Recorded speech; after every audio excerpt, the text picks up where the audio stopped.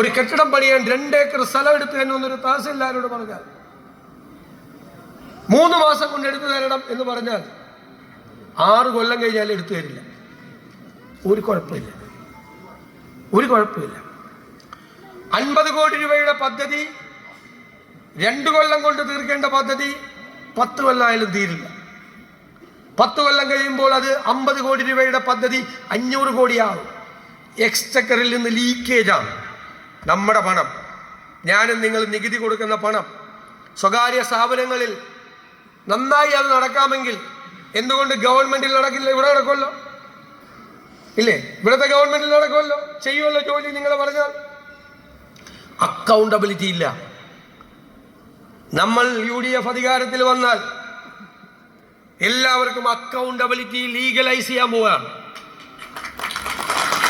6 മാസം കൊണ്ടൊരു പണി പൂർത്തിയാക്കണമെന്ന് പറഞ്ഞാൽ 181ാമത്തെ ദിവസം അയാളത് പൂർത്തിയാക്കിയില്ലെങ്കിൽ അയാൾ അക്കൗണ്ടബിൾ ആവും, ഉത്തരം പറയേണ്ടി വരും.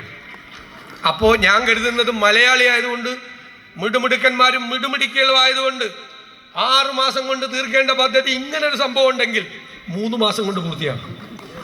നിങ്ങൾ സ്വകാര്യ സ്ഥാപനങ്ങളെ പോലെ ഞെട്ടിക്കുന്ന മലയാളികളാണ് കേരളത്തിലുള്ളത്. അവർ ചെയ്യും. ഒരു സംവിധാനം ഇല്ലാഞ്ഞിട്ടാണ്. സംവിധാനങ്ങൾ ഉണ്ടാകണം, സിസ്റ്റമൈസ് ചെയ്യണം. നമുക്ക് സിസ്റ്റം ഉണ്ടാകണം, അത് ലീഗലൈസ് ചെയ്യണം. ഞാൻ കരുതുന്നത് അങ്ങനെ ഒരു നിയമം വന്നാൽ ആദ്യത്തെ 2 കൊല്ലം ഇത്തിരി കട്ടിയായിട്ട് പിടിക്കേണ്ടി വരും.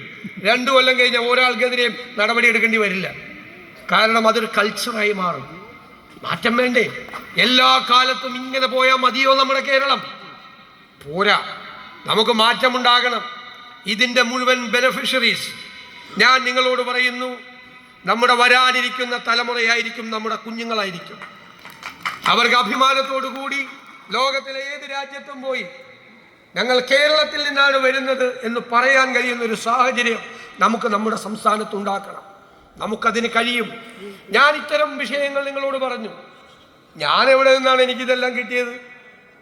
എനിക്കിത്രയൊന്നും അറിവെന്നുള്ള ആളല്ല. മലയാളികൾ ലോകത്തിൻ്റെ വിവിധ ഭാഗങ്ങളിൽ വിവിധ രംഗങ്ങളിൽ പ്രവർത്തിക്കുന്ന ആ മലയാളികളാണ്, അവരുടെ വൈദഗ്ധ്യമാണ്. ഞങ്ങൾ ലോകത്തെ ഉള്ള ഡോക്ടർമാർ വന്നാണ് അതിൽ പങ്കെടുത്തത്. ഞങ്ങൾ ഹയർ എഡ്യൂക്കേഷൻ കോൺക്ലേവ് നടത്തിയപ്പോൾ ഞങ്ങളെ അത്ഭുതപ്പെടുത്തിക്കൊണ്ടാണ് അവർ വന്നത്. ഞാൻ കോസ്റ്റൽ ഷിപ്പിങ്ങിനെ കുറിച്ച് ആലോചിച്ചപ്പോൾ 4 മലയാളികളായ മാരിടൈം എക്സ്പേർട്സാണ് എന്നെ സഹായിക്കാൻ വന്നത്. ഏവിയേഷൻ എക്സ്പേർട്സ് കേരളത്തിൽ ലോകത്ത് പല സ്ഥലങ്ങളിലും പോയി അത്ഭുതങ്ങൾ ഉണ്ടാക്കിയ വ്യക്തികൾ, ലോകത്തെല്ലായിടത്തും പോയി ലോകത്തിലെ പല രാജ്യങ്ങളുടെയും മാറ്റങ്ങൾക്ക് നേതൃത്വം കൊടുക്കാൻ കഴിയുന്ന വലിയൊരു സമ്പത്ത്, അല്ലേ, ഒരു ഇന്റലക്ച്വൽ പ്രോപ്പർട്ടി നമുക്കുണ്ട്. നമ്മളതിനെ പ്രയോജനപ്പെടുത്തണം. അവരെല്ലാവരെയും പ്രയോജനപ്പെടുത്തണം. നമുക്ക് വേണ്ടത് നിശ്ചയദാർഢ്യമാണ്, വിൽ പവറാണ്. അതിന് ഒരുപാട് ചീത്തപ്പേര് കേൾക്കുന്ന ഒരാളാണ് ഞാൻ. കാർക്കശ്യക്കാരനാണ്, ബലം പിടുത്തം കൂടുതലാണ് എന്ന്. ഞാനൊരു ഇന്റർവ്യൂവിൽ എന്നോട് ചോദിച്ചപ്പോൾ ഞാൻ പറഞ്ഞു, നമ്മൾ 2 പേരെ ഓരോ ചുമതല ഏൽപ്പിക്കുക. ഒരേ ചുമതല 2 പേരോട് 2 സ്ഥലത്ത് പോയി ചെയ്യാൻ. ഒരാളത് ചെയ്തിട്ട് വരും, നമ്മൾ എന്ത് ചെയ്യണമല്ലേ? ചേർത്ത് പിടിക്കണം. മറ്റേ ആൾ ഫാമിലിയായിട്ട് മലേഷ്യയിലേക്ക് ടൂറിന് പോയി, അയാൾ തിരിച്ചു വരുവാണ്, ഇളിച്ചോണ്ടേ വരുള്ളൂ. ചെയ്യാതെ വരുന്നവരെല്ലാം ഇളിച്ചോണ്ടേ വരുള്ളൂ. അപ്പോൾ എന്തു പറയണം? നിങ്ങൾ പറയണം. അതേ ഞാൻ പറയാറുള്ളൂ. നിങ്ങളുടെ ഉള്ളിൽ തോന്നിയ കാര്യം ഉണ്ടല്ലോ ഇപ്പോൾ, അത് ഞാൻ പുറത്തു പറയും. നേരിട്ട് ഇപ്പോൾ പറയാറില്ല, ഇപ്പോൾ പറയേണ്ടി വരാറില്ല. കാരണം എന്താണെന്ന് വെച്ചാൽ ഇപ്പം ഏൽപ്പിക്കുന്ന കാര്യങ്ങൾ ആളുകൾ കൃത്യമായി ചെയ്യാറുണ്ട്. അതുകൊണ്ടാണ് തെരഞ്ഞെടുപ്പ് ജയിക്കുന്നത്.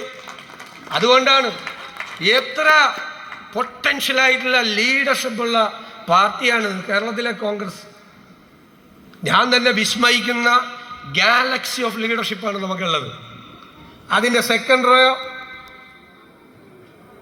മിടുമിടുക്കന്മാരും മിടുമിടുക്കികളും. അതിൻ്റെ തേർഡ് റോയോ എനിക്ക് കേരളത്തിലെ കോൺഗ്രസിനെ കുറിച്ച് ഒരു പേടിയില്ല, ഒരു ടെൻഷനും ഇല്ല. ഞാൻ പറഞ്ഞു, ആ 2ാം നിരയും 3ാം നിരയും ഞങ്ങളൊക്കെ ലീഡർഷിപ്പിലുള്ളപ്പോൾ തന്നെ അവർ ഞങ്ങളെ ബൈപ്പാസ് ചെയ്ത് പോകും, നമ്മളെ മറികടന്നു പോകും. ഞാൻ ആഗ്രഹിക്കുന്നതാണ്